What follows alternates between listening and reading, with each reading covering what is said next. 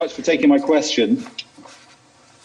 Britain's Defence Secretary has said that Vladimir Putin has gone full tonto, that is English slang for completely mad.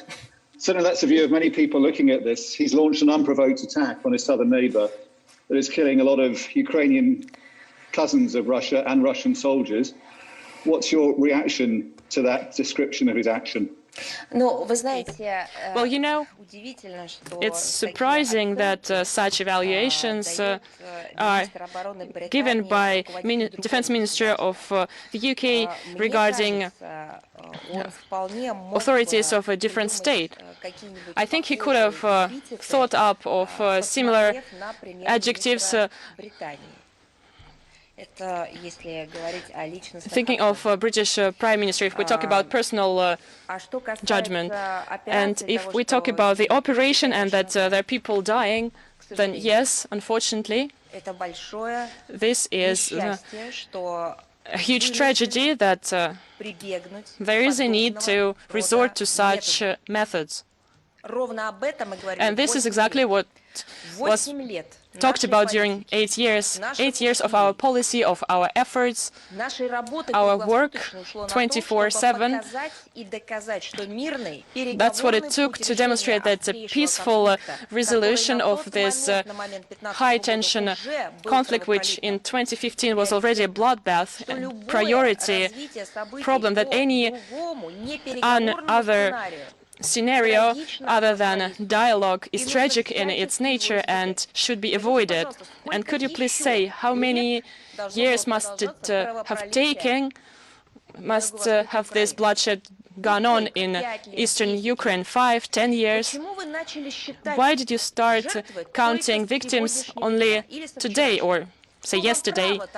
Who gave you the right to ignore victims, especially that we were talking about thousands of them over all these years?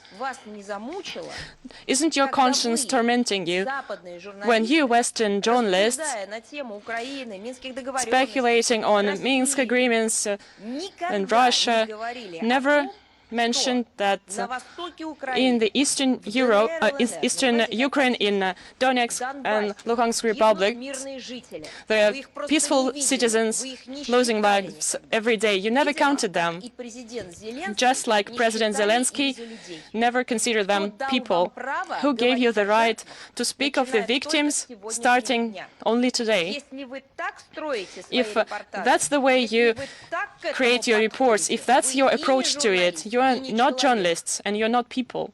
13,000 people, and I am not dividing them, although in all honesty I would very much like to and maybe should have, in those who shot first, in those who were members of Ukrainian military men or their regular army and nationalist battalions, which then became part of the armed forces. I do not divide them from civilians and from the people which you call militias, separatists, and which we say are self-defending.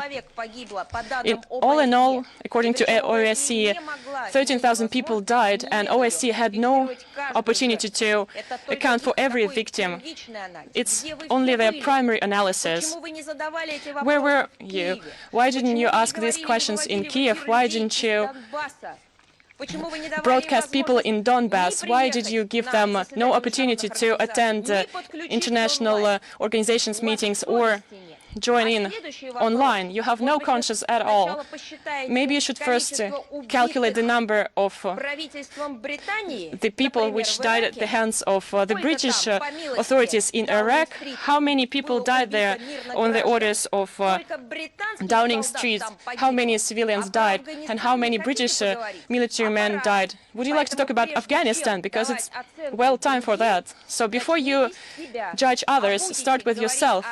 And if you talk about the situation in Ukraine and the actions of Russia in protecting peaceful citizens of Donbass, you shouldn't start counting with February 2022. this history is many years old. At least you should start with 2013. And the last thing I would like to say, you'd like to count the citizens which died. Did you count the people that died on Maidan in 2013, 2014? How many people died? How many people were killed by snipers? How many armed law enforcement people died? How many people were killed with stones? Have you ever reported on that?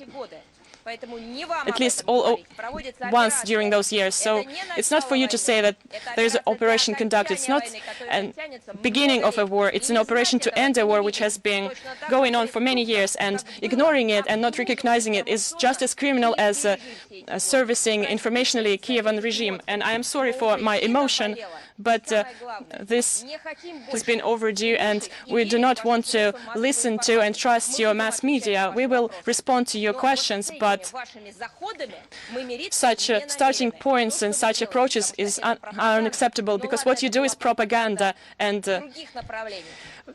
it was fine with propaganda in other spheres, but when you tie it to promotion of war, which for 2 months you have been escalating, this is just inadmissible, and then you twist it all and blame the victims.